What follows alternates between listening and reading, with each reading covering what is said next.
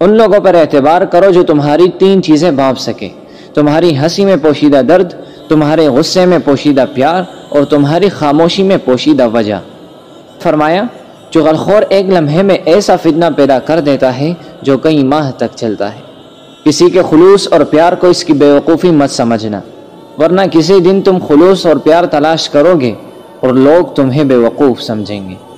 3 چیزیں ایمان کو تباہ کر دیتی ہیں: امیروں کی محفل، عورتوں کی صحبت، اور جاہلوں سے بحث۔ حضرت علی نے فرمایا جہاں بھی رہو خدا سے ڈرو، ہمیشہ حق بات کہو اگرچہ تلخ ہو، جو حقیقت سے منہ موڑتا ہے تباہ ہو جاتا ہے۔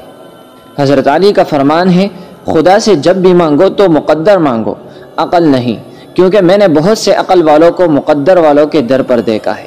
تجربہ انسان کو غلط فیصلے سے بچاتا ہے، مگر تجربہ غلط فیصلے سے ہی حاصل ہوتا ہے۔ اپنی زبان کی تیزی اس ماں پر مت چلاؤ جس نے تمہیں بولنا سکھایا۔ مولا علی نے فرمایا برائی کو خود میں اور اچائی کو دوسروں میں تلاش کرو، یہی انسان کی سب سے بڑی اصلاح اور اس میں ہی فلاح ہے۔ حضرت امام علی نے فرمایا مصیبت کے وقت بھی مطمئن نظر آؤ اور مشکلات کے باوجود بھی خوشباش رہو۔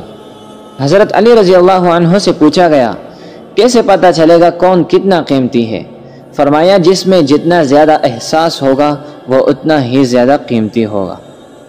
مولا علی فرماتے ہیں کہ مصیبت کے وقت گھبرا جانا مصیبت سے بڑی مصیبت ہے۔ دنیا میں 1000 رشتے بناؤ، لیکن ایک رشتہ ایسا بناؤ کہ جب ہزاروں آپ کے خلاف ہوں تو ایک آپ کے ساتھ ہو۔